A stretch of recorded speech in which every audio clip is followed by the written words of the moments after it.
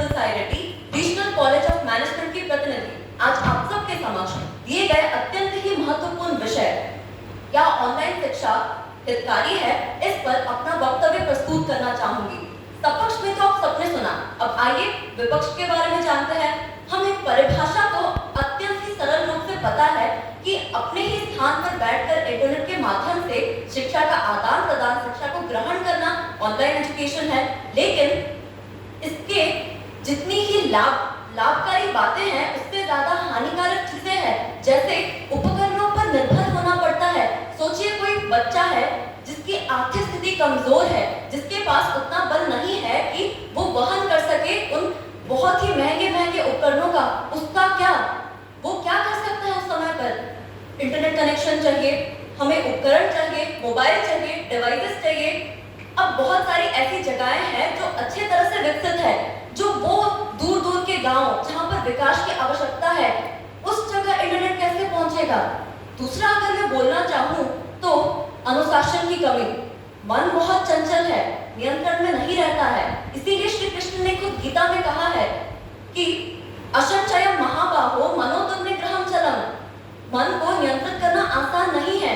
इसीलिए उदाहरण है कि कोविड के टाइम पर जब परीक्षा का आवाहन करने के लिए केवल ऑनलाइन ही माध्यम था, कितने बच्चे ऐसे थे जिन्होंने ईमानदारी से एग्जाम्स दिए होंगे? बहुत कम, ज्यादा से ज्यादा ने नकल किए थे। क्यों? इसीलिए 10वीं के बाद जो बच्चे 11वीं में आए उन्हें दिक्कत हुई, 12वीं के बाद जो लोग विश्वविद्यालय और महाविद्यालय में आए उन्हें दिक्कत हुई। इसलिए श्री कृष्ण ने कहा है कि अभ्यासेन तु कौन्तेय वैराग्येन च विद्यते। अभ्यास करो, मन तुम्हारा नियंत्रण में रहे। जब सब कुछ इतने सुलभता से हासिल हो जाएगा तो दुर्लभता हमको प्राप्त कैसे होगी? हम कैसे जानेंगे कि जिंदगी को जीना कैसे है, कष्ट कैसे होता है?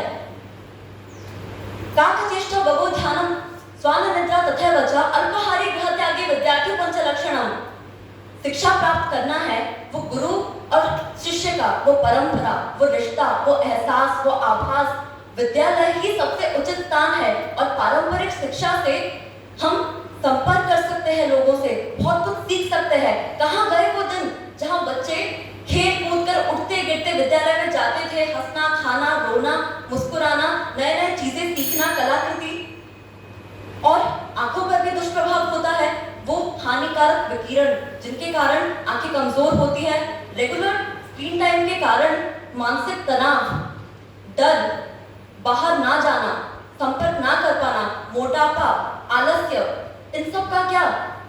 इसीलिए मैं अंत में यही कहकर अपना वक्तव्य शेष करना चाहूंगी कि हम वो पीढ़ी है जो परिवर्तन लाएंगे ऑनलाइन शिक्षा से ऑफलाइन कक्षा की ओर। तभी जाकर हम अपने चेष्टा से सफलता की ओर अग्रसर आगे बढ़ पाएंगे। शिक्षा जरूरी है, लेकिन जीवन को जीने का आधार मेहनत भी उतना ही जरूरी है। इसी के साथ मैं धन्यवाद देना चाहूंगी और आशा है आप सबका दिन मंगलमय हो।